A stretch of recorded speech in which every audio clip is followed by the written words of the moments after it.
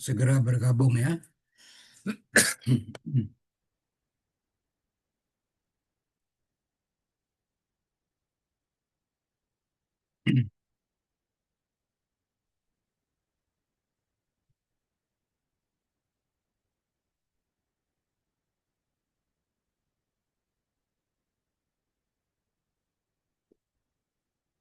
Tolong diberitahu teman-teman yang lain agar segera bergabung karena kuliah akan kita mulai.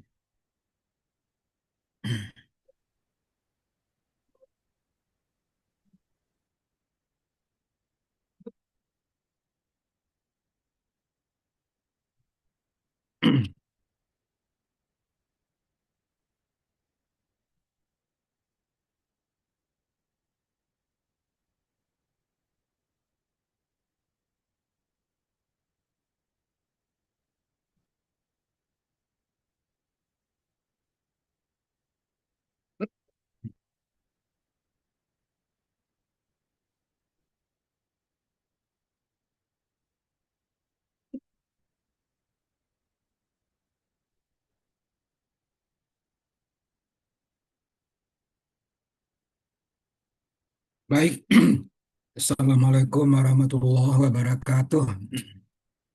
Waalaikumsalam warahmatullahi wabarakatuh. Waalaikumsalam warahmatullahi wabarakatuh. Sementara menunggu yang belum bergabung, kita mulai saja dan kita buka dengan membacakan basmalah. Bismillahirrahmanirrahim. Kita buka perkuliahan Bismillahirrahmanirrahim. kita, studi ayat dan hadis kependidikan.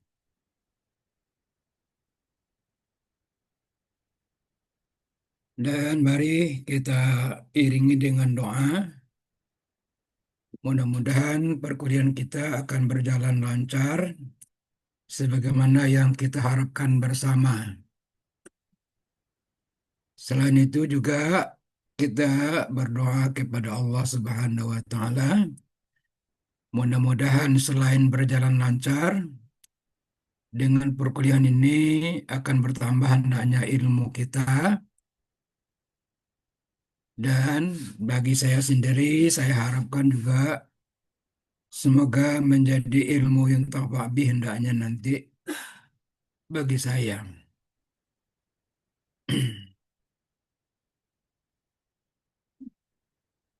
Pertama ingin saya jelaskan bahwa mata kuliah ini melibatkan dua disiplin ilmu ini. Yang pertama disiplin ilmu hadis, yang kedua disiplin ilmu Al-Quran dan tafsir. Karena mata kuliah kita studi tentang ayat-ayat Al-Quran dan hadis-hadis Nabi tentang kependidikan. Mata kuliah ini akan dibimbing selain saya sendiri, juga nanti akan masuk Ibu Dr. Linda Swanti. Kalau kita lihat mata kuliah harusnya studi ayat Al-Qurannya yang kita berikan lebih dahulu. Karena mata kuliah kita studi ayat-ayat Al-Quran dan hadis-hadis Nabi kependidikan. Akan tetapi Ibu Linda yang akan mendampingi bidang studi ayat Al-Quran minta kiranya saya bisa mengisi perkuliahan ini lebih dahulu karena sangat ini di STAIPIK pimpinan dan banyak dosen sangat disibukkan dengan persiapan asesmen lapangan untuk akreditasi Prodi PAI S1. Nah, karena kesibukan yang tinggi, maka Ibu Linda mohon saya yang didahulukan mengisi mata kuliah ini. Saya akan membimbing bagian atau bidang studi hadis-hadis kependidikannya. Dan insya Allah nanti akan berlangsung sampai dengan UTS, ujian tengah semester. Setelah UTS nanti akan dilanjutkan dengan studi ayat-ayat Al-Quran tentang kependidikan yang akan dibimbing oleh Ibu Dr. Linda Swanti. Nah, dengan demikian, hari ini pertemuan pertama sampai pertemuan ketujuh nanti, kita akan isi dengan materi-materi terkait studi hadis kependidikan.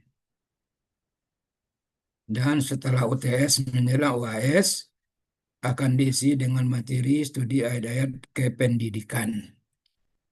Inilah latar belakang kenapa saya yang hari ini membuka dan mengawali kuliah dalam mata kuliah studi Al-Quran dan hadis kependidikan ini.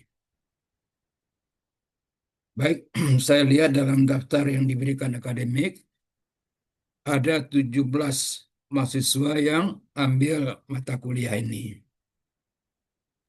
16, Pak. Berapa? 16, bukan Iya, Pak, 17. 16 orang. Ya, nanti saya cek dengan absensinya ya. Tapi Baik, Pak. baru yang bergabung sekarang ya 11 orang. Berarti masih ada paling tidak 5 orang lagi yang belum bergabung. 14 berarti 13 mahasiswa, satu dosen dari, kalau catatan dalam daftar ada 17 ya. Baik.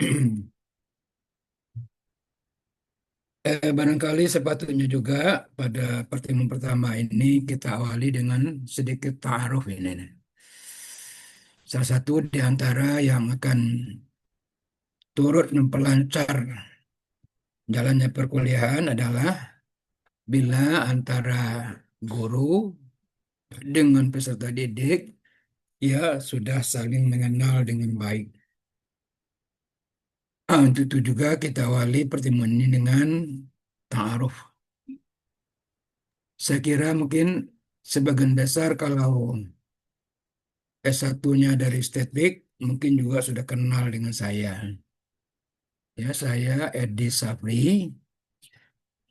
Selama ini tugas pokok di UIN Imam Bonjol. Namun tahun 26 ini saya sudah purna bakti sebagai ASN di UIN. Sehingga saya punya waktu untuk juga bisa ikut mengabdi di STIPIK yang Sumatera Barat ini. Lengkapnya adalah Profesor Dr. Edi Safri. Mata kuliah pokok saya di UIN atau dalam jabatan guru besar adalah mata kuliah hadis dan ilmu hadis. Ya, saya sendiri negara asalnya adalah Bukit Tinggi. Bukit Tinggi kalau kampung kecilnya namanya Tigo Baleh. Mungkin ada yang dari Bukit Tinggi, saya nggak tahu persis karena belum mengenal. Tigo Baleh ya bersebelahan dengan Ampe Angke, Kabupaten Agam. Ya, saya lahir tahun 1955. Pada tahun 2026 ini saya sudah memasuki usia ke-71. Ya. Baik latar belakang pendidikan, ya ketika saya baru namanya sekolah SR, sekolah rakyat, 6 tahun. Setelah itu dilanjutkan ke sekolah pendidikan guru agama atau PGA, 4 tahun di Bukit Tinggi. Bukit Tinggi itu dahulu PGA untuk anak laki-laki hanya ada sampai kelas 4. Kelas 5, 6 tidak ada lagi untuk anak laki-laki.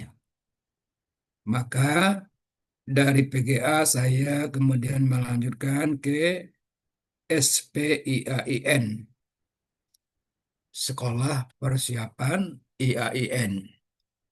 Ini sekolah sengaja dipersiapkan untuk menampung siswa-siswa yang ingin kuliah di IAIN, tapi dia tamatan sekolah umum. Seperti anak-anak yang dari tamat SMP ataupun tamat sekolah kejuruan, ditampung di sini, kemudian dipersiapkan untuk masuk IAIN. Saya melanjutkan ya setelah PGA ke SPIN ini pada tahun 73 dan 74. Kemudian saya mulai perkuliahan di Fakultas Syariah IAIN Bukit Tinggi tahun 75 dan selesai ketika itu ada program namanya Sarjana Muda. Lulusannya diberi gelar BA dulu. Selesai tahun 78. Selanjutnya mengambil program sarjana. Dahulu namanya sarjana penuh. Di bawahnya sarjana muda. Sarjana muda gelarnya BA, sarjana penuh gelarnya doktorandus. Lanjutkan kuliah di Fakultas Syariah IMJ Padang dan tamat tahun 1981. Itu pendidikan, sekarang disebut S1. Alhamdulillah, selesai pendidikan S1, saya dapat diterima sebagai calon dosen atau CPNS di IAIN Imam Bonjol. Ditempatkan di Fakultas Tarbiyah Batu Sangkar. Ya, tahun 82. 2 tahun kemudian, tahun 84, saya alhamdulillah juga lulus tes untuk melanjutkan studi ke pasca sarjana Syarif Hidayatullah Jakarta. Ya, dan alhamdulillah selesai tahun 86. Hanya saja selesai S2, tapi saya tidak berhak memakai gelar MA karena saya selesai tidak menulis tesis. Nah,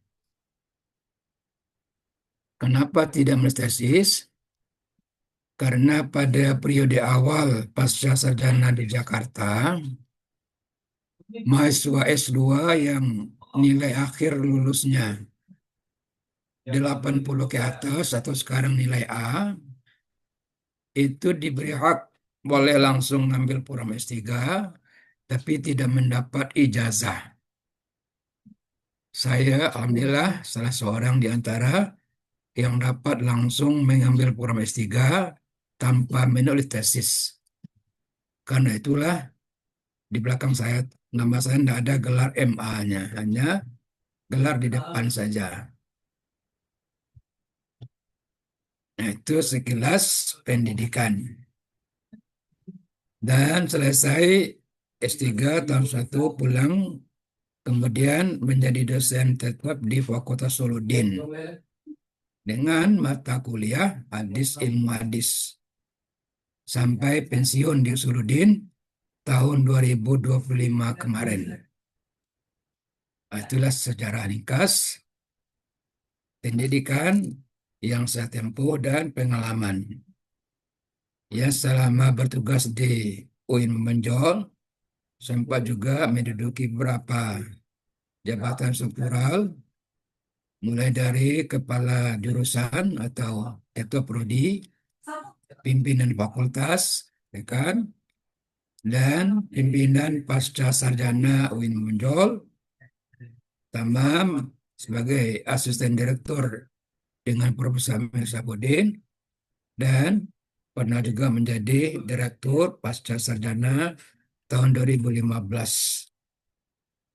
Nah, sekali lagi sekarang saya sudah pensiun dari UIN dan bisa ikut mengabdi di STIPIK ini, khususnya untuk membina mata kuliah hadis dan ilmu hadis.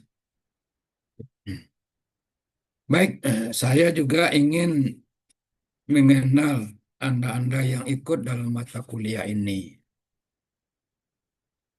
Oleh karena itu, tolong nanti disebutkan negeri asalnya di mana, lalu latar belakang keluarga, anak keberapa, berapa orang tua masih ada tidak, kemudian pendidikan, pekerjaan sekarang, ya.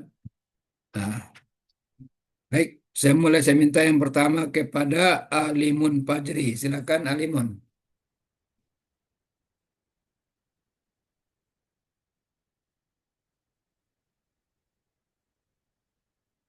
Ya, mohon Anda memperkenalkan diri atau ta'aruf seperti yang saya jaga tadi menyampaikan ta'aruf. Tolong diaktifkan suaranya dulu ya. Terkendala sinyal. Halo? Oh, ya udah. Nah, ya silakan, silakan. Oh, sinyal. Halo? Ya, silakan. Halo? Ya, ya. Nah, ya Pak Prof, nama Ali Munfajri. Saya berasal dari Solo Selatan, cuman sekarang berdomisili di Pasaman Barat. Asal Eh, Selatan. saya punya empat, iya, Mhm. iya Pak Prof. Oke, ya. Asal Solo Selatan, dulu Mhm. merantau dan sekolah di Padang, dan menikah di Pasaman Barat. Mhm. Mhm. Mhm. Ya, ya. Sekarang domisilinya Pasaman Barat. Nah, Alhamdulillah sudah punya dua orang anak sepasang, Ya. Mhm. dan istri baru satu. Mudah-mudahan satu untuk selamanya. Mhm. Kemudian saya di Staypick dahulunya tahun 2001-2002 pertama kalinya Pak Prof. Itu Mhm. D2 awalnya, Mhm. kemudian lanjut ke S1-nya dan kelar tahun 2009. Iya, Alhamdulillah 2025 ini kembali berminat untuk menyambung ke S2 iya, iya. bersama ini istri saya juga ada di samping Pak Prof. Mhm. Kebetulan dia ada sekitar 6 tahun di bawah saya. Mhm. Barangkali itu ya Pak Prof. Oh iya, Ada apa lagi sudah kira-kira ada Pak Prof? aktivitas lain? Ada aktivitas lain selain ibu Oh rumah ya, tangga dan kuliah? kebetulan kita bergerak di dunia pendidikan Prof. Ikut Mhm. mengajar gitu ya, Iya, ikut alhamdulillah. membina anak bangsa. Iya, ya, Nah, alhamdulillah. Alhamdulillah kalau sekarang saya di SMP, dan Hmm. kalau istri nanti dia pula lah yang bilang ya Pak Prof ya. Itu ya, ya, ya. Sudah mengajar sejak 2009. Hmm. Dulu ngajarnya di SMK, Ya. tapi di 2012 pindah ke SMP. Hmm. Oke, oke. Eh, Barangkali Baik, itu Pak Prof. ya terima kasih dari Alimun Fajri. Ya baik, terima kasih. Selanjutnya, Assalamualaikum. ya, Desra Afriza. Sudah bergabung, Desra? Silakan, Hadir Pak. silakan. Bismillahirrahmanirrahim. Assalamualaikum warahmatullahi wabarakatuh. Eh, Waalaikumsalam warahmatullahi wabarakatuh. izin perkenalkan, nama saya yaitu Desra Afriza. Saya berasal dari Riau, tepatnya di Kabupaten Rokan Hulu, Pak. Hmm. Eh, Berdomisili tetap di Rokan Hulu. Ya. Kemudian lulus S1 pada tahun 2023 kemarin. Di STP.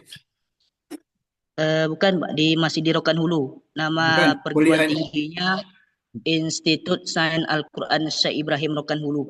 Oh, oke, oke. Mm-mm. Aktivitas sehari-hari mengajar. Mm-mm. Mm. Mungkin itu saja Sudah perkenalan berkelas. dari saya.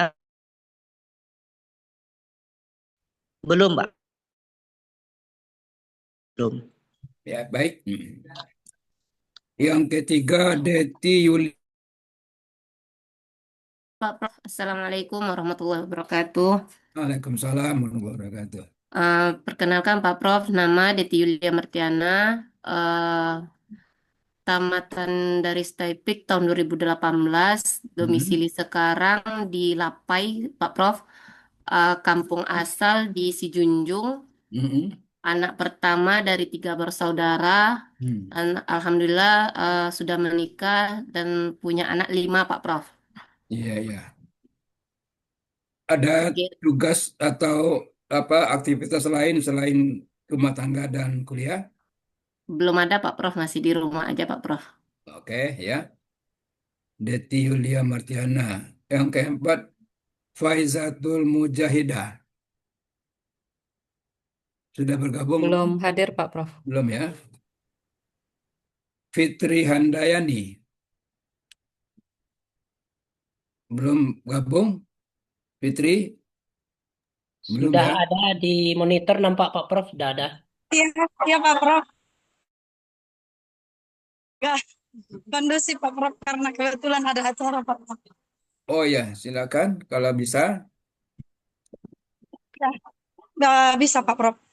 Silakan. Mohon pengenalan dirinya dulu. Assalamualaikum warahmatullahi wabarakatuh. Perkenalkan nama saya Pak Prof Fitri Handayani, anak pertama dari 6 bersaudara. Alamat asalnya Mandailing Natal Pak, Sumatera Hmm. Utara.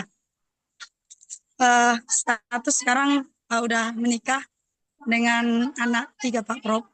Hmm. Kalau kegiatan sekarang, alhamdulillah mengajar di Madrasah Aliyah Negeri 1 Mandailing Natal. Hmm. Eh, itu saja Pak Prof. Oke, ya. Itu dari Fitri Handayani. Selanjutnya Jamaluddin. Ya, Pak Silakan Prof. kepada Jamaluddin. Oh, ya Pak, baik Pak. Pak, perkenalkan Pak, nama saya Jamal dari Lebuk Basung, Kabupaten Agam, sama-sama merah bendera kita Pak. Iya, Eh, iya. Saya tamat di STEPIK Sumbar, belum lama juga, sekitar tahun 2023 Pak. Alhamdulillah Hmm. kita pernah bertemu dengan Bapak sebelumnya di ilmu Quran dan tafsir. Lalu kemudian rutinitas saya, ya begitulah Pak. Saya ngajar ngaji, Mm-mm. kampung, itulah Pak. Selain itu ya mendampingi jamaah umroh ke Tanah Suci Pak. Insya Allah Alhamdulillah. Ya. Lebaran bawa jamaah dan mudah-mudahan nanti bawa bapak juga beserta teman-teman juga sampai Amin. syukuran wisuda Hmm. nanti. Amin. Amin. Kalau keluarga, alhamdulillah Pak, keluarga juga dapat dari alumni STEPIK juga. Murid bapak Alhamdulillah. juga, Ustazah Anissa Fitri, SIG Mm-mm. AG. Hmm. Dikaruniai seorang anak bernama Sultan Muhammad Al-Farslan, umur 10 bulan sekarang Pak. Ya, ya. Ya Pak. Baik, ya. Dari Jamaluddin. Ya Pak. Selanjutnya Muhammad Aulia Afdal. Sudah bergabung? Assalamualaikum Muhammad. warahmatullahi Ya. wabarakatuh. Assalamualaikum warahmatullahi wabarakatuh. Nama lengkap Muhammad Aulia Afdal, panggilan Afdal, tinggal di Solo, Pak, di Mm-mm. Padinggahan. Hmm. Lalu pendidikan kemarin tamat S1 di STIPIK juga 2018. Mm-mm. Dan dulu juga pernah belajar sama Pak di program Mahat Ali Ya, ya, ya. di Ulumul Hadis. Nah, dan untuk aktivitas saat ini tuh mengajar di pondok pesantren dan mengajar ekskul juga di SMA negeri. Terus yang kita punya itu punya lembaga tahfiz yang dikelola gitu Pak. Iya. Aktivitas. Sudah berkeluarga? Ya, Alhamdulillah sudah Pak, sudah berkeluarga dan ada punya 2 orang anak. Alhamdulillah ya. Nah, Baik. Muhammad Taufik. Iya. Baik Pak Prof. Ya. Nama Muhammad Taufik, asal Pekanbaru, Hmm. alumni kemarin S1-nya di UIN Suska, Riau, Oh ya, tahun berapa? 2020 Pak Prof, lulusnya. Mm-mm. Jadi jurusan kemarin Ahwalus Saksiyah. Itu syariah ya. Ini di syariah Pak Prof. Mm-mm. Terus kegiatan sekarang ini ya apa Pak Prof? Ya kesana kemari lah gitu. Ya. Mm-mm. Oke. Sudah Alhamdulillah. berkeluarga? Alhamdulillah udah mempunyai 2 orang putri. Mm-mm. Alhamdulillah. Satu istri, Pak Prof. Oke, oke. Yang ke-9 Nur Hidayah. Silakan Nur Hidayah kalau sudah bergabung. Assalamualaikum warahmatullahi wabarakatuh. Waalaikumsalam warahmatullahi wabarakatuh. Izin Pak Prof, Ya. perkenalkan nama saya Nur Hidayah, alamat Kabupaten Pasaman Barat, Pak Prof. Mhm. Anak ke-6 dari 6 bersaudara. Ya. Pekerjaan sehari ngajar, Pak Prof. Mhm. Ngajarnya Kami baru satu. di sekolah umum apa di sekolah agama atau pesantren? Pondok pesantren, Pak Prof. Oh, di pesantren ya. Mhm. Oke, oke. Ya, Ya, sudah berkeluarga? ini yang di samping Pak Prof. Oh, Alim iya, iya. Fajri. Ya, Ya, baik. Iya, Pak Prof. Yang ke-10 Rasidah. Rasidah sudah bergabung? Baik, sudah Pak, sudah Pak Prof. Ya, silakan, Assalamualaikum silakan. warahmatullahi wabarakatuh. Waalaikumsalam. Perkenalkan Pak Prof, nama saya Rashida, asal dari Mandailing Natal juga, tapi berdomisili di Duri, Riau. Jadi saya mengajar di unit SD IT Mutiara Duri. Nah, sudah 19 tahun Pak. Saya dulu mahasiswa Bapak 2005 ya, Oh, ya, ya, sudah. di Taiping. Sudah 20 tahun lalu Saya ya. sudah, ya Pak. Anak sudah SMA kelas 3 dan SMA kelas 1, 2 putri. Alhamdulillah. Oke, oke ya. Ya Pak, terima kasih Pak. Sama-sama. Rita Siska. Baik, Pak Prof. Oh ya, Rita, silakan. Iya, Pak. Assalamualaikum warahmatullahi wabarakatuh, Pak Prof. Perkenalkan, nama saya Rita Siska, panggilan Rita, negeri asal dari Sijunjung. Saya anak kedua dari 4 orang bersaudara. Jenjang pendidikan SD SMP di Kabupaten Sijunjung, SMA-nya di INS Kayu Tanam, S1 pendidikannya di Taiping Sumatera Barat, Pak. Sekarang menjadi salah satu guru PAI di Kabupaten Sijunjung untuk jenjang SD. Iya, alhamdulillah. Sudah berkeluarga? Sudah, Pak, sudah memiliki 2 orang anak, Pak, putra dan putri. Alhamdulillah. Iya. Baik, Rocky Muslim. Sudah. Baik, Assalamualaikum warahmatullahi wabarakatuh. Waalaikumsalam warahmatullahi wabarakatuh. Perkenalkan nama Rocky Muslim ya kalau dipanjang Pak Prof.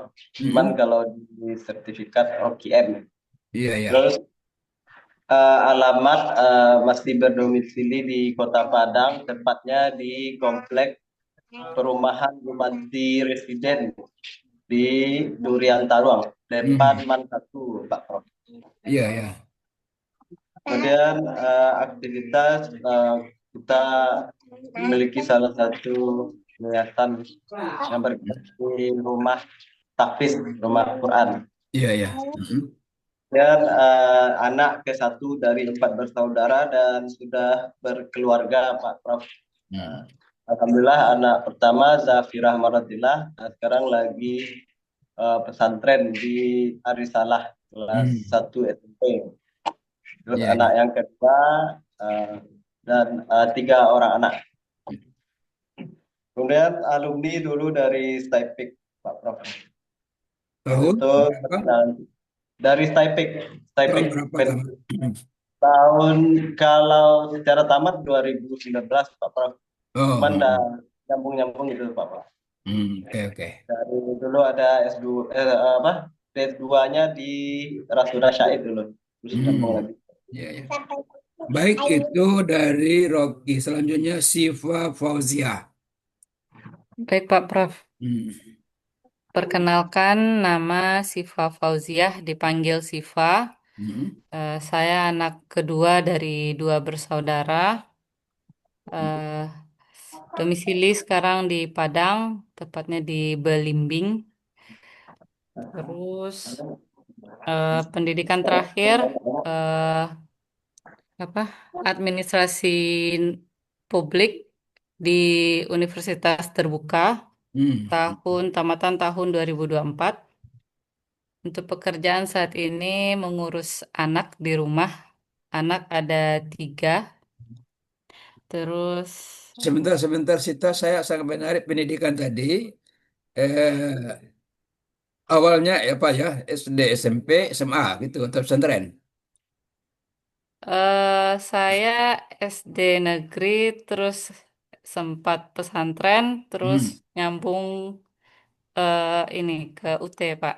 UT ya. Terakhir apa, S1-nya di UT. Iya, Pak, S1 di UT. Jurusan apa? Administrasi publik, Pak. Oke. Sekarang melanjutkan ke program S2 di STIPIK, Iya, Pak, benar. Pendidikan Agama Islam. Iya, benar, Pak. Oke ya. Nah, terus ya sudah berkeluarga? Iya, saya sudah berkeluarga. Kenapa pilih S2?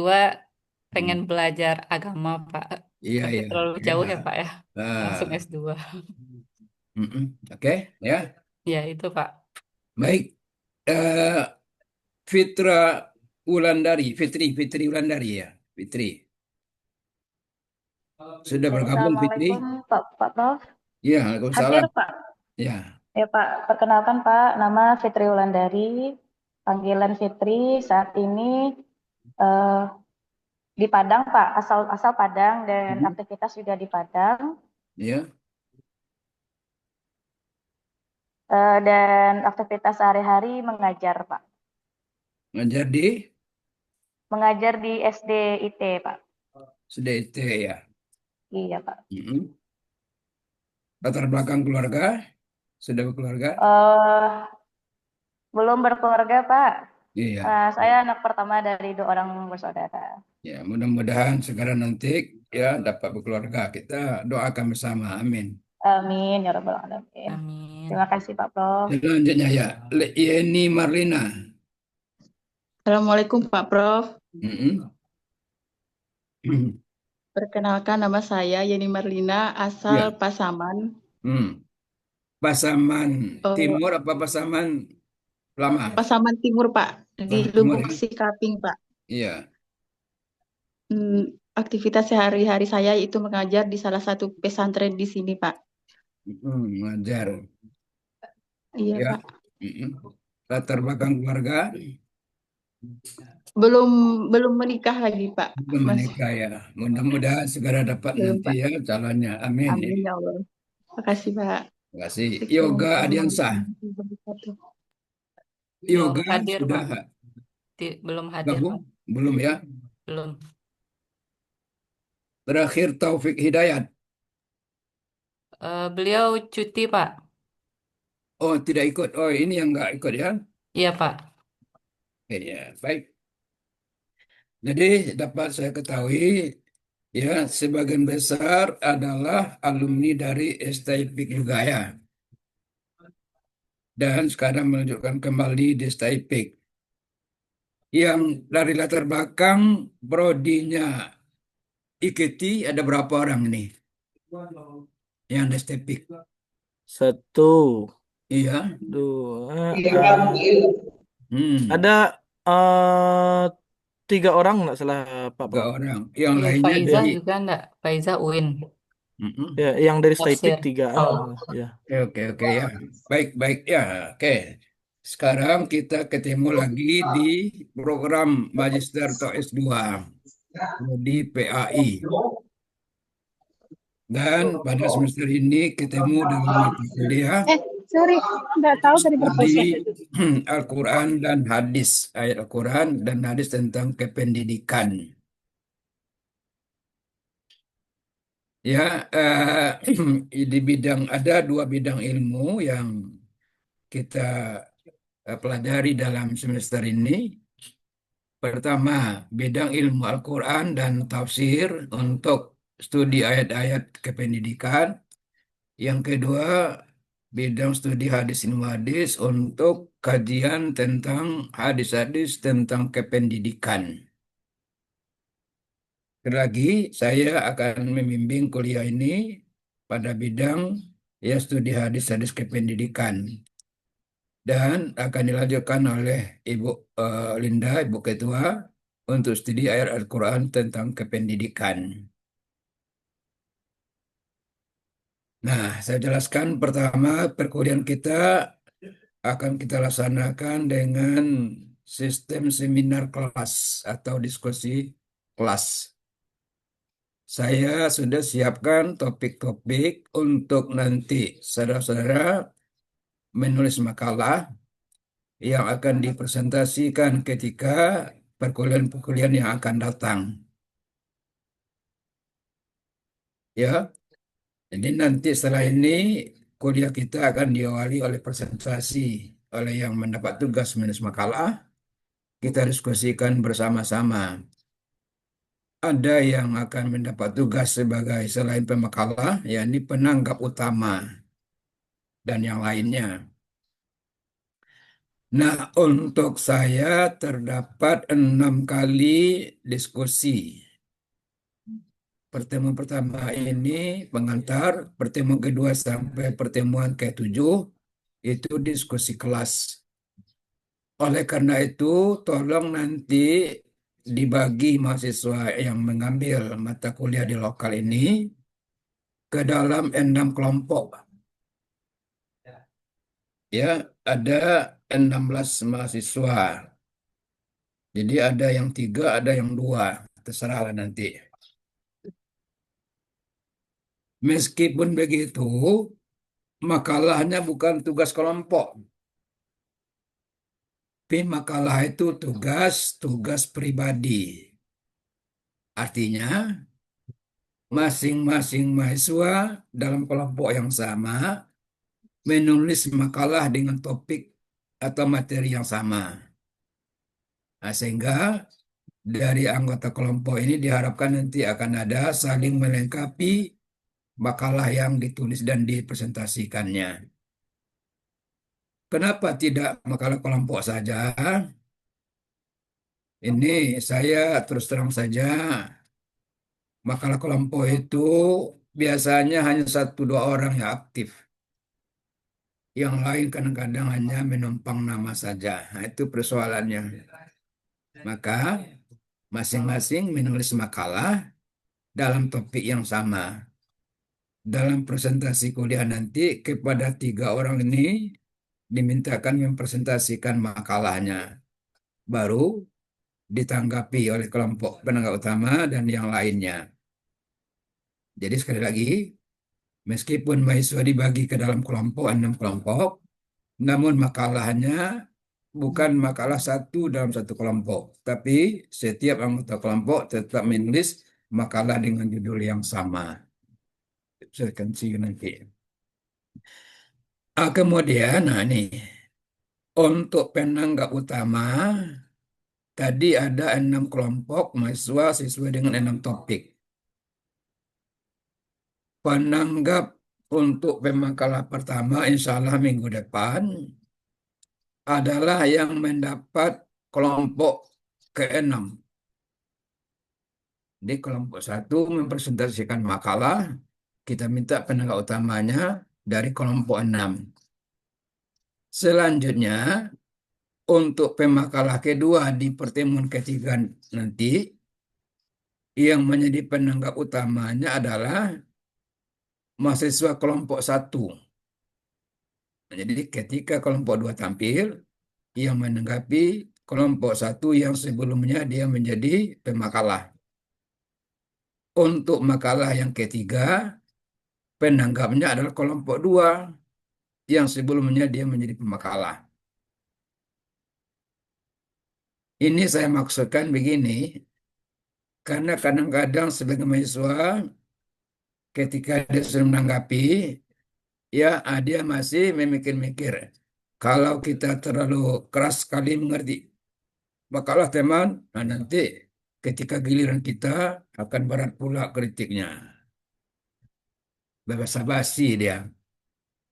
Nah sekarang dibebaskan dia dari itu kecuali yang ke-6 karena dia yang pertama penanggap.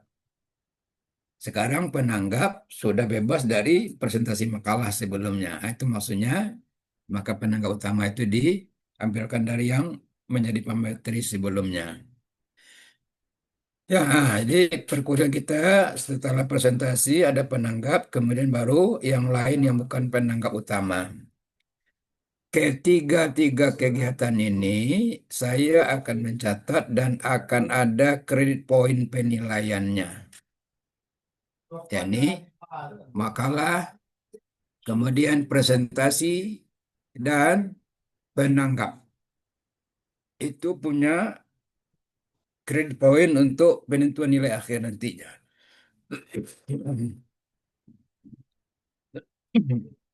Selain itu juga, jangan lupa ketentuan akademik kita bahwa mahasiswa yang boleh nanti ikut ujian akhir semester UAS yang kehadirannya minimal 75%. Jangan sampai nanti di akhir kuliah tidak terpenuhi sehingga tidak berhak ikut UAS-nya. Dan sekarang ya saya ingatkan. Ya, baik ya. Dan setelah semester akan dilanjutkan oleh Ibu Ketua, Ibu Linda untuk membimbing kuliahnya. Yang insya Allah juga sistemnya akan sama dengan yang saya ceritakan tadi itu. Nah, sampai di situ ada yang ingin ditanyakan? Izin Kalau ada yang bertanya Pak dilanjutkan, Prof. ya. Setelah 6 makalah tampil, berarti setelah itu meet ya Pak Prof ya? Setelah 7 kali pertemuan dengan 7 pertemuan kali. pertama ini ya. Hmm. Pertemuan pertama ini kan pengantar perkuliahan, dilanjutkan baru kuliah seminar pada pertemuan kedua sampai ke-7.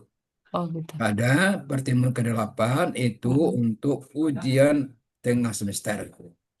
Ya ya. Iya. Ada lagi yang Bentuk lain?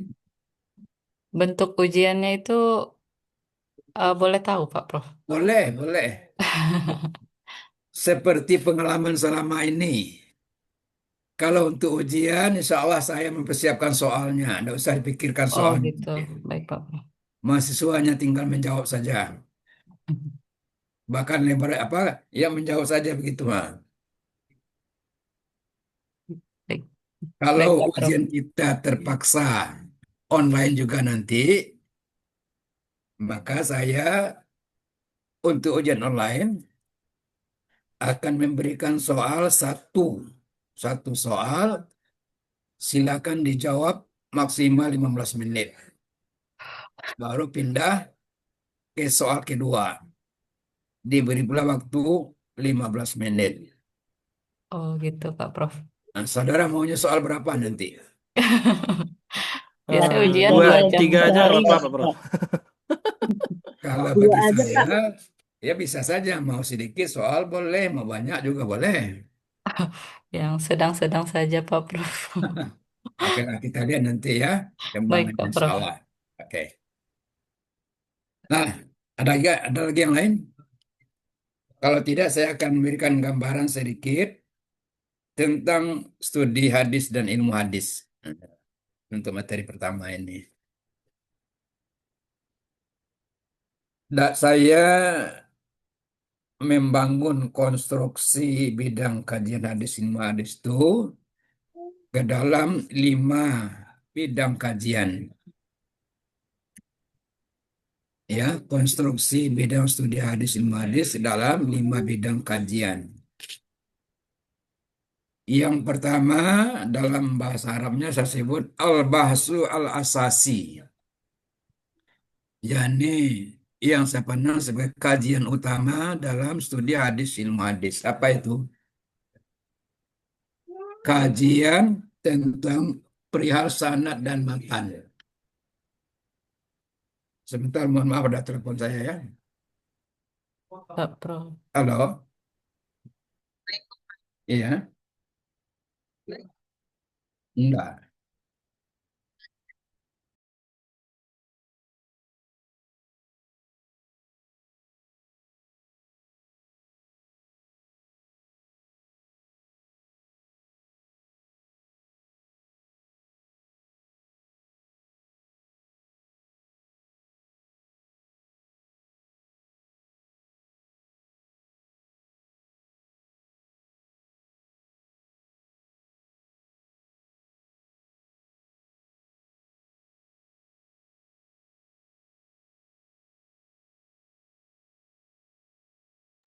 Izin Pak Prof, suaranya tidak keluar Pak Prof.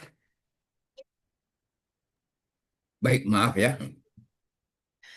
Al-Bahsu Al-Sasi, kajian pokok ini, objeknya adalah persoalan sanad dan matan. Itulah yang umumnya dirumuskan dalam ilmu hadis dirayah. Ilmun yubhasu fihi awal sanad wal matan min haisul qabul warad. Ilmu yang membahas persoalan-persoalan terkait sanad dan matan hadis. Min haisul qabul warad. Dibahas dari segi adakah riwayat itu nanti dapat diterima ataukah ditolak. Kesimpulan bahasannya berujung kepada penilaian hadis. Hadis yang sahih, hasan, dhaif atau maudhu itu dikatakan ini kajian utama karena ini yang paling penting dalam kajian hadis.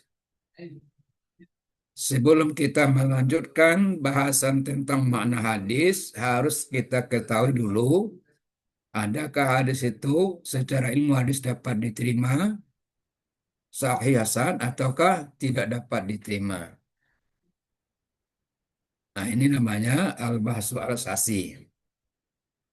Umumnya dalam pelajaran mata kuliah ilmu hadis di S1 dulu, ini yang diajarkan ini. Ada yang pakai nama mustalah hadis, ada yang pakai nama usul hadis, dan ada yang pakai nama qawaidut hadis. Yang pertama. Yang kedua, dari konstruksi bidang kajian ilmu hadis adalah al-bahsu at-tarikhi. Tahu aspek kesejarahan. Di sini yang kita bahas adalah sejarah hadis dalam rentangan perjalanannya sejak zaman Rasul sampai zaman sekarang. Jadi hadis dikaji dari aspek kesejarahannya. Dalam kajian ini kita akan bahas bagaimana hadis di zaman Rasul, sahabat telah dikodifikasikan dan selanjutnya. Nah, ini namanya aspek kesejarahan sampai zaman sekarang. Dari kajian inilah kita ketahui apa saja tantangan yang dihadapi hadis dan sejarahnya. Misalnya tentang munculnya hadis-hadis maudhu yang ternyata pada awal Islam pun sudah ada hadis maudhu itu. Muncul dan berkembangnya paham ingkar sunnah yang ternyata sejak zaman Imam Syafi'i pun sudah ada ingkar sunnah itu. Kemudian periode modern, munculnya kritik-kritik orientalis yang menyelewengkan sejarah hadis. Nah, di sini kita pelajari ini. Tujuannya adalah agar kita bisa mengklarifikasi atau meluruskan sejarah hadis dari penyelewengan-penyelewengan sejarah yang dilakukan oleh berbagai pihak. Ini aspek kesejarahan. Yang ketiga adalah al-bahsu fil fiqhil hadis. Nah, ini. Bahasan-bahasan yang berkaitan dengan metodologi pemahaman hadis. Atau bahasa Arabnya fiqhul hadis. Setelah hadis dia pelajari dari segi dapat tidak terima, katakanlah hadis itu sahih, dapat diterima, muncul lagi persoalan bagaimana kita bisa memahami maksud yang dikandung oleh hadis-hadis tersebut. Nah, ini yang dibahas ini. Ternyata banyak pula manhaj atau metode-metode pemahaman hadis yang diwariskan oleh para ulama. Yang secara garis besar kita bedakan sekarang kepada metode pemahaman secara tekstual dan kontekstual. Ini induk dua model pemahaman yang paling menonjol, tekstual dan kontekstual. Lalu dikembangkan lagi oleh ulama-ulama modern dan kontemporer. dengan menggabungkan kepada disiplin-disiplin ilmu umum, muncullah istilah pendekatan-pendekatan dalam pemahaman hadis. Muncullah istilah pemahaman hadis dari segi aspek historis, sosiologis, kemudian filosofis, dan ya ilmu atau berdasarkan metodologi ilmiah dan segala macam di sini nih. Tujuannya adalah mengantarkan kita agar dapat memahami hadis dengan tepat dan benar, terhindar dari ketersalahan. Ya, tanpa kita sadari, saya ingin bercontoh, sering kita tersalah dalam memahami hadis Rasul. Misal, hadis yang sangat populer lah ini. Hadis yang matanya berbunyi, la yuhibbu ahadukum hatta yuhibba li akhihi ma yuhibbu li nafsih. Ini matan kan sangat populer ini. La yu'minu ahadukum hatta yuhibba li akhihi ma yuhibbu li nafsih. Sering kita dengar orang atau bahkan ustadz-ustadz menyamakan, tidaklah beriman seseorang kamu, la yu'minu ahadukum hatta yuhibba li akhihi ma yuhibbu nafsihi, sehingga dia mencintai saudaranya sebagaimana mencintai dirinya sendiri. Itu yang sering kita dengar. Di mana kira-kira kekeliruan dan kesalahan pemahamannya? Nah, coba perhatikan misalnya. La yu'minu di sini diartikan tidaklah beriman seseorang kamu sebelum ia mampu mencintai saudaranya seperti mencintai dirinya. Pertanyaannya adalah, apakah mencintai saudara seperti mencintai diri itu termasuk rukun iman? Tidak. Tidak satu pun ulama yang mengatakannya. Oleh karena itu, penyiraman itu adalah kurang tepat. Karena tidak semua la atau nafi itu dalam bahasa Arab berarti tidak. Tetapi ada juga namanya nafi kamal. Iya. Kalau nafi kamal bukan tidak, Tidaklah sempurna. tapi tidaklah sempurna. Sempurna. Maka untuk la yu'minu di awal matan ini yang lebih tepat dipahami, belumlah sempurna iman seseorang kamu. Seseorang.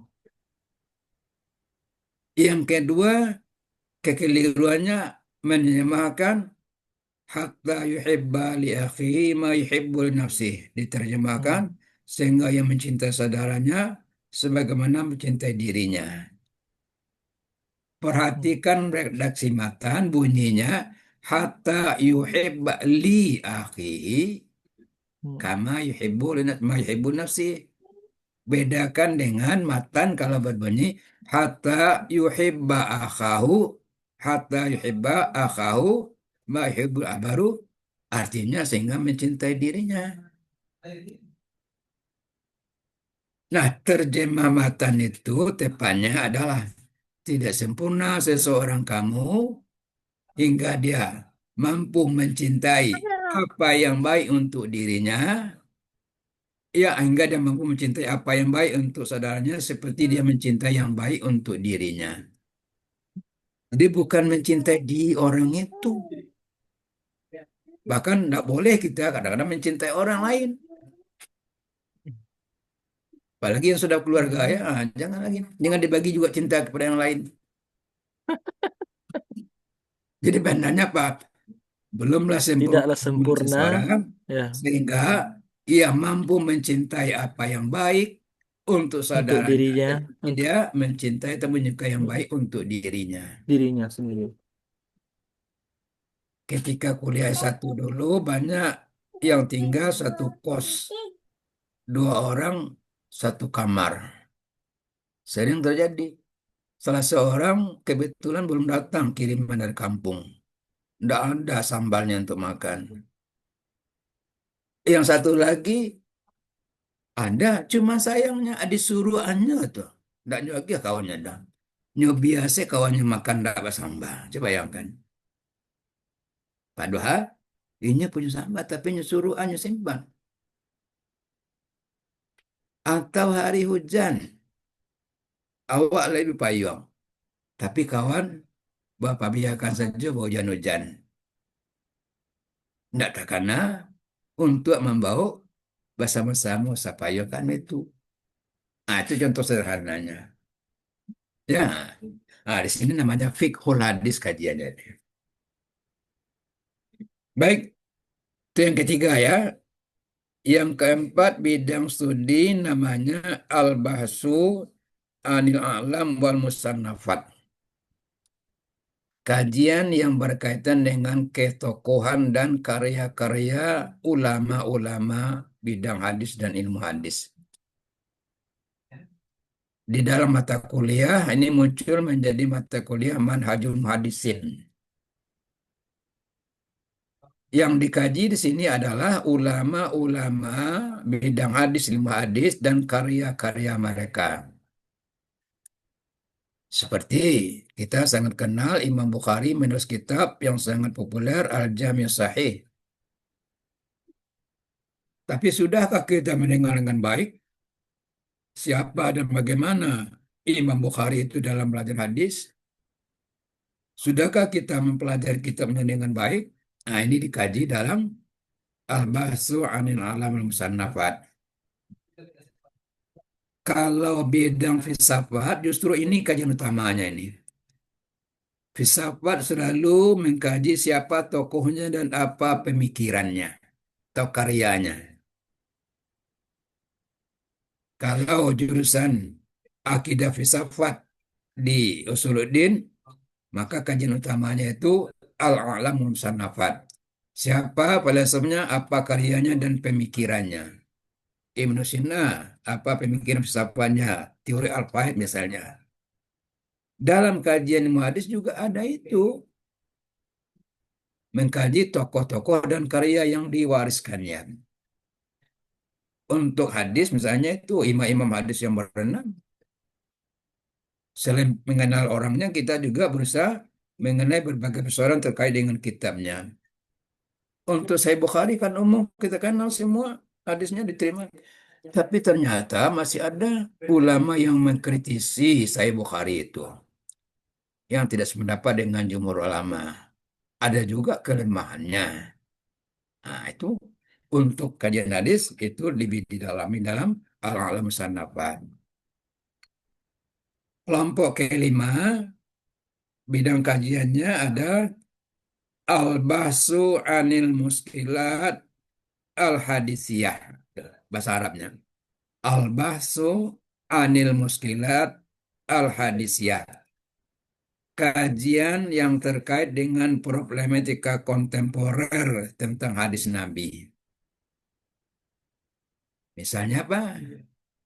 Misalnya kajian-kajian orientalis yang memberi kritik terhadap hadis Rasul. Kita harus tampil untuk menjawabnya. Atau persoalan-persoalan lain yang berkaitan dengan hadis Nabi. Nah, maka di sini termasuk Al-Muskil Al-Hadisiyah, kajian-kajian kontemporer. Termasuk juga kajian aplikatif. Yang akan kita bahas dalam kuliah kita termasuk kajian nomor 3 dan nomor 5 ini. Nomor 3 tadi kajiannya Al-Bahsu Anil Fiqhil Hadis. Kajian yang berkaitan dengan pemahaman hadis. Dalam diskusi kita nanti makalah akan mencari hadis-hadis yang terkait dengan topik dan akan memberikan pembahasannya. Itu kajian fikih hadisnya. Dari segi mana? Aspek al-muskil al-hadisiyah, yakni dalam mengkajinya nanti kita akan menggunakan teori-teori dalam ilmu pendidikan secara umum. Misal, nanti kita juga diskusi tentang metode pendidikan Rasulullah. Dari hadis-hadis yang kita temukan terkait ini, kita akan coba melihat dari metode Menteri Pendidikan yang dibahas oleh para tokoh-tokoh pendidikan secara umum. Oh, Rasul sudah menerapkan yang namanya metode pendidikannya ya secara metode ceramah, metode tanya jawab, nah misalnya itu asal muskiliyahnya gitu, hadisiyahnya. Jadi saya lanjutkan. Dalam aspek pemanadis, nanti kajian kita pun juga sudah terbatas. Apa itu? Pendekatan kita adalah pendekatan fiqhul hadis al-maudu'i namanya. Apa itu fiqhul hadis al-maudu'i? Kajian pemahamadis terkait dengan tema-tema tertentu, topik-topik tertentu. Ada 6 topik nanti yang akan saya sampaikan untuk kita bahas. Ya, nah, dicari hadis-hadisnya, kita coba menganalisis apa yang bisa kita simpulkan setelah memahami hadis-hadis tersebut.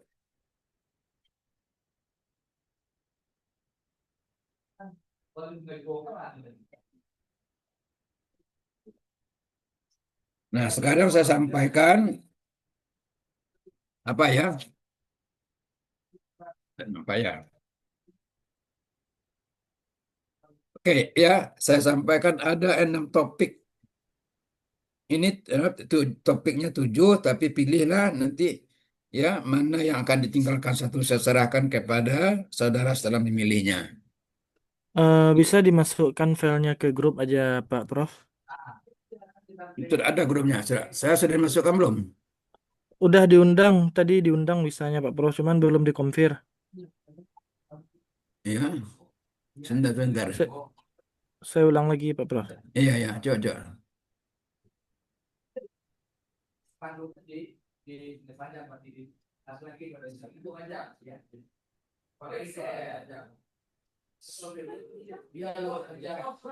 Nah, itu udah masuk undang ke Pak Prof. Ya, benar. Apa nama grupnya? Studi ayat Al-Quran dan Hadis Oh, yang Pendidikan. 9256 ya? Iya. Iya. Iya, ya Pak Prof.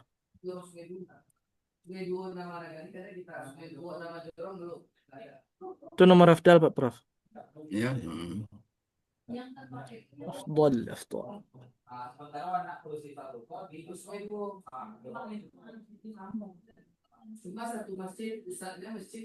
Sudah masuk saya belum? Belum. Belum. Nah, baru masuk. Ya, oke ya. Nah, oke. Nah. Sebentar ya. Saya mau izin ada tamu saya sebentar dari luar itu. Oke, Pak Prof. Ya, agak 5 menit.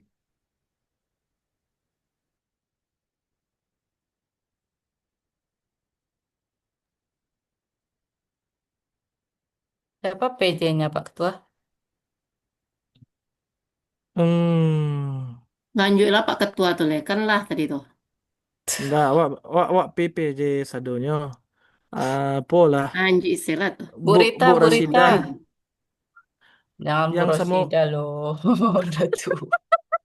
Jangan Bu Rosida loh. Tidaklah beliau tuh, ha. ya Bu Rita lalu Bu Burita Rita. gimana Burita?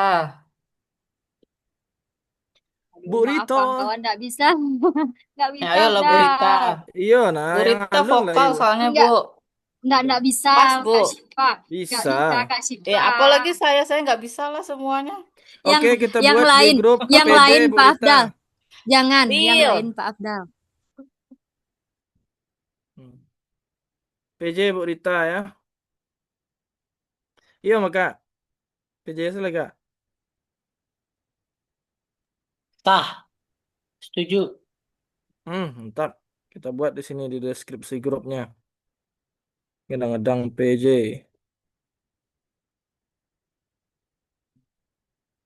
Rita Siska. Oke.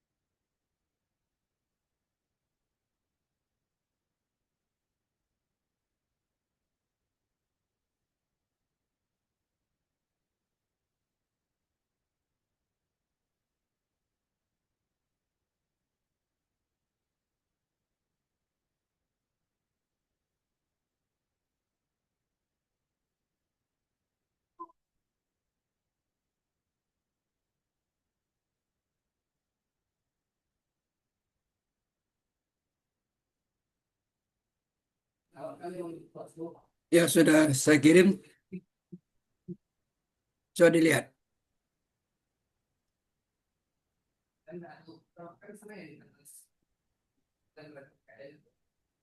Belum, soal kirim saya. Sudah nampak, Pak. Oke ya.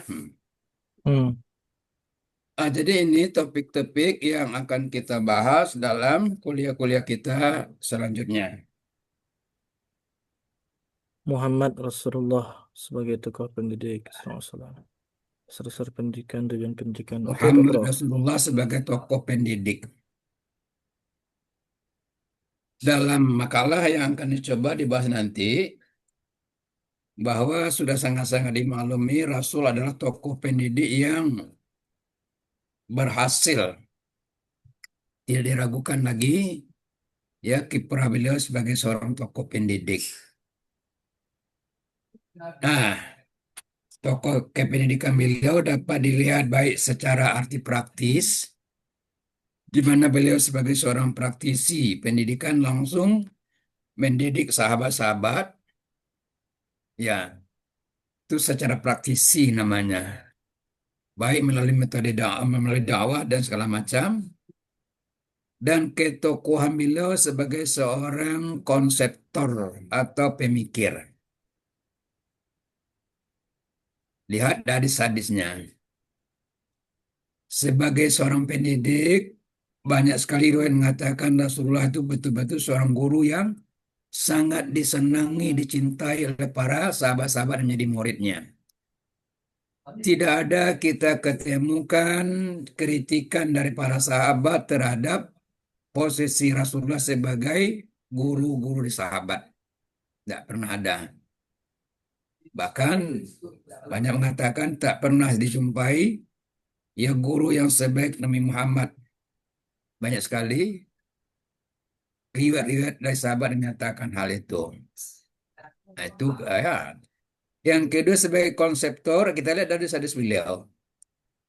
Misalnya sangat sederhana. Bayangkan zaman awal Islam, di mana kondisi masyarakat ketika itu sangat-sangat tidak memberi perhatian kepada pendidikan, lebih-lebih lagi kepada pendidikan wanita. Rasulullah bahkan sudah mengeluarkan pernyataan, talabul ilmi faridatun ala kulli muslim wa muslimah. Menuntut ilmu, belajar atau pendidikan itu wajib kepada muslim laki-laki maupun perempuan. Itu kan Rasulullah sebagai sekaligus seorang kepala negara ketika itu. Nah, selain ya pernyataan dalam hadis itu mengatakan wajibnya warga negara mendapatkan pendidikan, maka itu dapat dipahami bahwa pemerintah berkewajiban untuk memfasilitasi pendidikan agar dapat berjalan dengan baik. Kalau untuk sekarang, negara dalam pandangan hadis wajib untuk memfasilitasi agar anak-anak ya dapat semuanya mengenyam pendidikan. Bayangkan, 15 abad yang lalu Rasul sudah mengatakan begitu. Nah, sekarang malah untuk makan siang yang dilebohkan. Bukan untuk fasilitas pendidikan. Nah, itu macam-macam kritik kita ya. Itu misalnya 14 abad yang lalu Rasul mengatakan wajib. Luar biasa juga Rasul di 14 abad yang lalu mengatakan ya bahwa pendidikan itu wajib bukannya kepada laki tapi perempuan juga sama sederajat setara kewajiban menuntut ilmu itu baik laki-laki maupun perempuan. Sekarang kalau kita berkuar-kuar ya untuk kesetaraan gender. Tidakkah Rasulullah dalam konsep pendidikannya sudah memberi contoh perlunya kesetaraan gender dalam pendidikan ini? Nah, gitu kira-kira cara membahasnya menunjukkan. Ya. Apalagi hadis-hadis yang lain. Talabul ilmi utlubul ilma minal mahdi ilal lahdi. tuntutlah, carilah ilmu sejak dari ayunan sampai ke liang lahat. Tidakkah itu namanya apa yang kita sebut sekarang dengan long life education, pendidikan seumur hidup?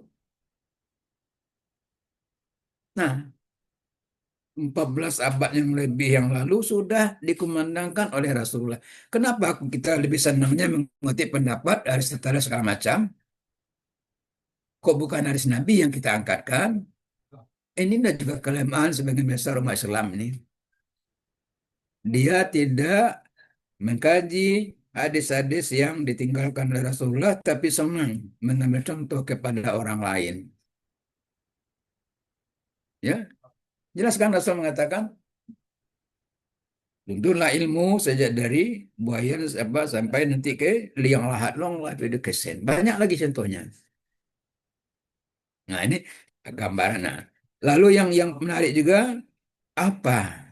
Kalau tadi dikatakan Rasul itu seorang pendidik yang sangat sukses, kalau kajian-kajian ini di pasca IAIN cenderung diskusi kami berkesimpulan nanti Rasulullah sebagai seorang pendidik itu dengan kesimpulan rasanya patut kita menobatkan Rasulullah itu sebagai tokoh revolusioner sejarah pendidikan. Ya, tokoh revolusioner sejarah pendidikan.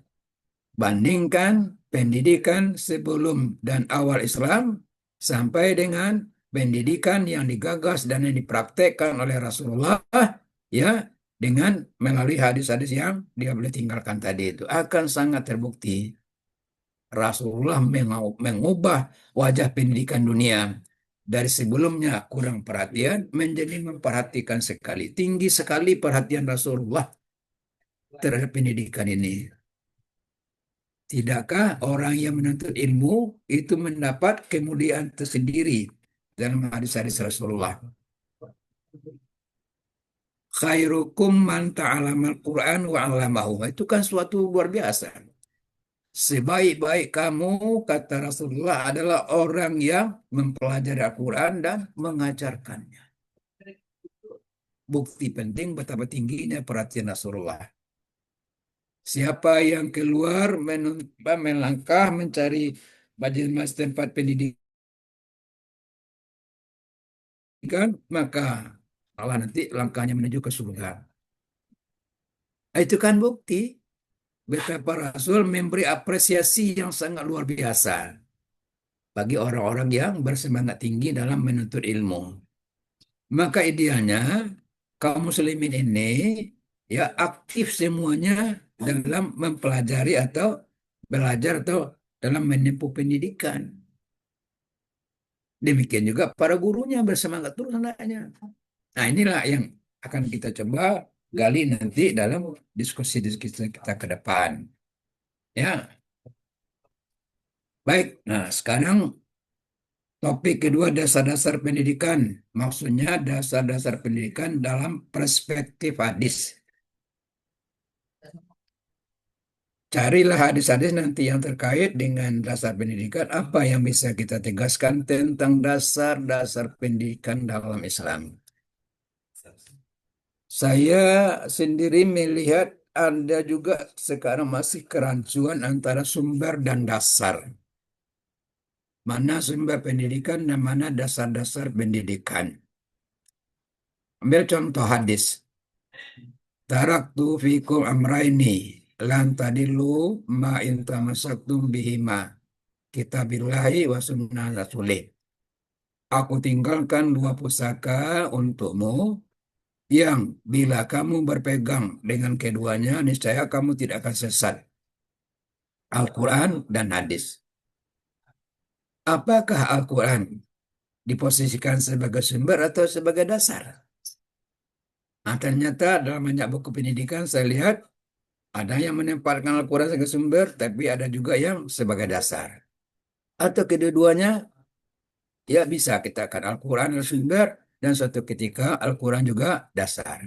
Nah, mari kita lihat bagaimana penjelasan Rasulullah. Ya, dasar-dasar kependidikan itu. Dalam satu doa Rasul mengatakan, ajarkan tidak ada kalimat yang utama dari seorang bapak kepada anak kecuali mengajarkan la ilaha illallah. Nah, itu bisa dimanain enggak bahwa di antara dasar pendidikan dalam hadis Rasul adalah ini ketauhidan atau akidah. Ya, bahwa di antara dasar kependidikan dalam hadis Rasul wajib diperkuat akidah dulu. Seperti kata Rasul tadi, tidak ada ucapan yang terbaik seorang ayah kepada anak melainkan mengajarkan kalimat tauhid la ilaha illallah. Bisa kita katakan salah satu di antara dasar pendidikan dalam hadis Rasul adalah berdasarkan akidah, dasar-dasar akidah. Tentang hadis kulu mauludin yuladu alal fitrah, itu bisa kita gali bahwa selain dasar-dasar akidah tadi juga berdasarkan fitrah, yakni kemanusiaannya. Tidakkah Allah menyebut manusia itu adalah makhluk Allah yang termulia? Dia memiliki banyak potensi yang bisa dikembangkan. Maka tugas pendidik dalam ini mengembangkan potensi-potensi yang terdapat yang disebut dengan fitrah manusia. Jangan salah. Orang tua pun dituntut untuk meluruskan pendidikan sesuai dengan fitrah. Ingat, ulu mauludin yuladu ala fitrah wa abawahu yu'idan aw yunasiran. Jangan sampai salah arah nanti pendidikanmu. Bisa-bisa dia menjadi berperilaku seperti Nasrani atau Yahudi. Tapi konsistenlah dengan dasar-dasar pendidikan, ya, fitrah yang dimasukkan dalam hadis. Nah, itu kira-kira bentuk bahasannya nanti itu. Ya. Nah, kemudian tujuan pendidikan. Tentu maksudnya juga tujuan pendidikan dalam perspektif hadis Nabi. Apakah tujuan pendidikan dalam perspektif hadis Nabi? Ya. Di antara hadis yang terkait di sini adalah innama bu'istu liutammima makarimal akhlak. Kan? Di antara tujuan pendidikan dalam hadis Rasulullah mengantarkan anak didik memiliki akhlak yang mahmudah. Hanya saja konsep akhlak ini harus sangat-sangat dikembangkan. Ya, harus dikembangkan. Tapi jelas tujuannya di antaranya adalah mengantarkan anak didik menjadi anak-anak atau orang-orang yang memiliki akhlak yang terpuji. Dalam sementara lain juga mengatakan tujuan pendidikan Islam itu adalah untuk mewujudkan insan kamil. Nah, ini terlalu ideal ini.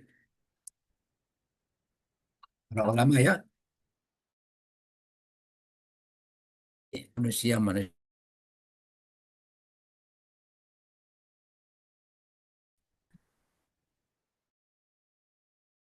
Wah, kira-kira jadi bisa ya sebagaimana ya apa namanya contoh Rasulullah sepenuhnya. Ini di antara tujuan pendidikan. Yang keempat, tanggung jawab pendidikan. Mungkin yang patut kita bahas di sini, siapakah sesungguhnya yang bertanggung jawab tentang pendidikan ini? Ya, siapakah yang bertanggung jawab? Mungkin ya bisa kita katakan orang tua, karena banyak hadis yang mengatakan memerintahkan orang tua untuk mendidik anaknya.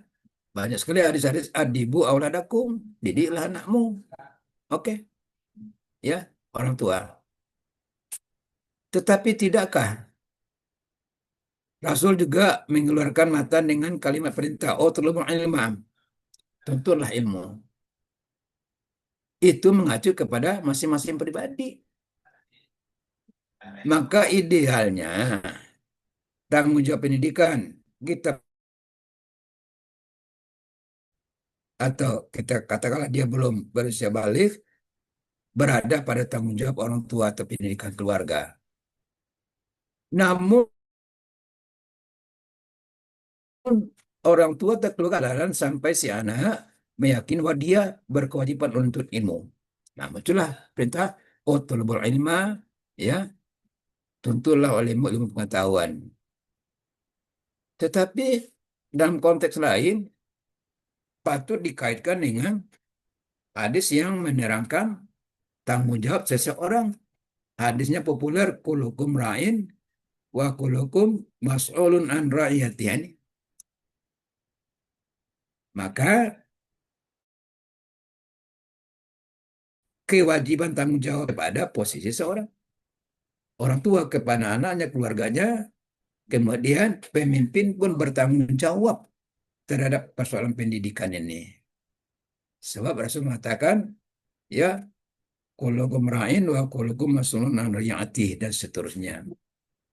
Maka dalam konsep hadis Rasul, pemerintah punya tanggung jawab yang tidak bisa dibantah tentang pendidikan untuk warganya. Itu dimana dengan kulukum ra'in wa kulukum mas'ulun. Nah, oke. Metode pendidikan. Nah, ini sangat banyak ini tulisan-tulisan dalam berbagai artikel atau buku-buku bahwa Rasul menempuh berbagai metode pendidikan ya kepada para sahabat. Ceramah, metode diskusi, dan segala macamnya. Ya, sangat banyak bahan-bahan tentang metode pendidikan Rasulullah. Nah, tentu saja kita maknai metode ini akan sangat banyak bergantung kepada gambaran situasi dan kondisi yang ada ketika itu. Maka analisis kita hendaknya mampu mengembangkan metode asalnya kita Rasulullah untuk disesuaikan dengan perkembangan kita sekarang. Jelas kalau dulu tidak ada ini yang namanya pendidikan jarak jauh seperti kita sekarang ini. Melalui media internet ini. Nah, inilah buah ilmu pengetahuan yang ya kita dituntut untuk mempelajarinya. Selama itu bermakna positif, kita disuruh untuk bisa menguasai agar bisa mempermudah ya urusan kita di dunia ini. Lalu pendidik dan peserta didik dalam hadis Rasulullah. Secara umum, Rasul memberi apresiasi kepada para pendidik, guru atau dosen. Ya, tadi dikatakan khairukum man ta'alamal Qur'an wa 'allamah. Belajar Al-Quran kemudian diajarkan. Ya, Rasul juga menjelaskan dalam banyak hadis, ilmu yang diberikan oleh seorang guru itu akan mendatangkan manfaat yang luar biasa nanti di akhirat sebagai ilmu intafa'an bih. Di profesi guru, profesi dosen atau pengajar adalah sangat mulia dalam hadis Rasulullah. Tidak sedikit hadis-hadis yang menyuruh anak didik memuliakan para tamu, para guru. Ya, memuliakan para guru. Ini menggambarkan perhatian Rasul kepada pendidik. Tentu saja nanti pendidik itu ada ya apa namanya etikanya. Bagaimana etika pendidik yang baik dalam hadis Rasul. Demikian peserta didik, terutama peserta didik berkaitan dengan hak, kewajiban, dan etikanya. Ya, dalam banyak hadis bahwa Rasul berpesan kepada untuk menghormati guru. Betul ada riwayat bahwa seseorang tidak menghormati guru, maka ilmunya tidak akan bermanfaat untuk dia. Nah, ini bentuk-bentuk betapa apresiasi Rasul kepada apa namanya guru pendidik dan juga pada peserta didik. Yang terakhir, relasi sosial kebertetanggaan. Maksudnya begini nih, salah satu persoalan kehidupan zaman modern sekarang ini, terutama di kota-kota, ajaran Rasul yang mementingkan silaturahim kebertetanggaan sepertinya sudah banyak dilupakan oleh kaum muslimin sendiri. Sekarang banyak sekali, kalau zaman Rasul mungkin kita bayangkan rumah itu ya bertangga cukup agak berjauhan, tapi sekarang sudah berdempet-dempet rumah. Bahkan tinggal dalam satu flat yang sama, satu apartemen yang sama. Tapi anehnya satu dengan lain bahkan tidak saling kenal. Miris sekali kita mendengar berita selama ini sebelum ini ada orang yang meninggal di rumah tapi baru diketahui tetangganya setelah bau busuk menyengat keluar. Padahal tinggal rumahnya satu, dindingnya satu berdua. Ini yang terjadi. Kita mencoba melihat bagaimana Rasul mementingkan persoalan relasi sosial dan kebertetanggaan ini. Nanti kita bisa bayangkan kalaulah kaum muslimin mengindahkan ajaran-ajaran didikan Rasul tentang kebertetanggaan ini, maka dimanapun kita tinggal, insya Allah kita akan merasa damai dengan orang-orang sekitar kita. Kita akan merasa ada yang ikut melindungi dan mengamankan kita. Karena satu tetangga dengan tetangga lain akan saling memberi perhatian, bahkan satu dengan lain akan saling bantu-membantu dalam berbagai urusan dalam kehidupannya. Nah, ini yang kita bahas dalam hadis-hadis pendidikan tentang relasi sosial dan kebertetanggaannya. Nah, itulah kira-kira gambaran umum ya yang akan kita bahas. Nah, tadi saya jelaskan pertemuan kita diskusi hanya 6. Judul yang tersedia 7. Silakan nanti setelah dibentuk kelompok, pilihlah judul mana yang akan dipilih. Satu di antaranya nanti akan tersingkirkan saja, tidak dipilih. Jadi 6 kita ambil ya. Saya berikan kebebasan untuk memilih ya dari 6 dari 7 ini. Nah, tolong nanti setelah selesai pembagiannya dilaporkan kepada saya siapa nama dalam kelompoknya, apa judul makalahnya, sekaligus nanti kelompok penanggapnya. Ya, Pak. Nah, baik, saya mau tanya untuk kuliah sebelum ini semester lalu bagaimana dengan makalah yang ditugaskan? Kapan saya bisa membacanya? Saya juga perlu membaca makalah yang ditulis. Yang semester lalu hari Jumat deadline terakhirnya, Pak. Jumat jam berapa? Kita seringnya ngirim itu siang, Pak, Jumat. Iya, Satu hari sebelum tampil, Pak Prof. iya, kalau Anda kita sepakati aja lah. Kalau Jumat diharapkan sebelum salat zuhur bisa. Sebelum salat Sebelum Jumat. Jumat. Iya. Insya Allah, Pak. Supaya saya juga ada waktu. Apalagi kalau kelompoknya bertiga, 3 makalah yang akan saya baca. Oh iya. Ya, Iya, Pak. mohon ya Jumat sebelum waktu Jumat sudah di-share di dalam WA grup ini ya. Oke. Iya, iya, Pak. Baik. Siap, Pak. Ada lagi yang lain?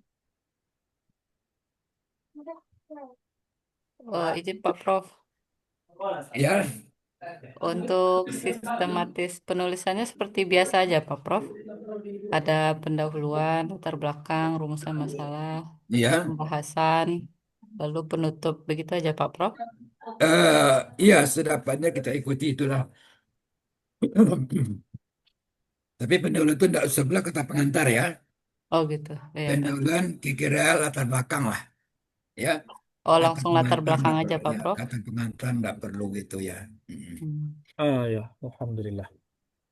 Berarti cover langsung latar belakang gitu ya, Pak Prof ya? Iya, langsung saja Oh begitu. ya, baik, baik Pak Prof.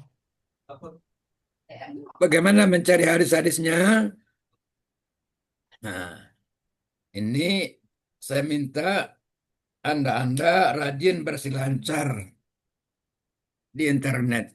Sangat banyak tulisan-tulisan artikel yang berkaitan dengan ini. Ya, carilah hadis-hadis itu. Dan juga bahasa-bahasanya silakan. Saya tidak membatasi di sini referensinya. Silakan saja ya. apakah melalui kitab-kitab ataupun melalui apa namanya media. Ini silakan saja.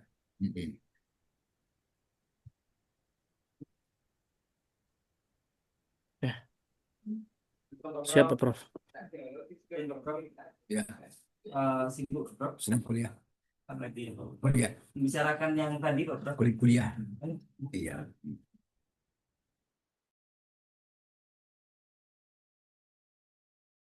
Oke,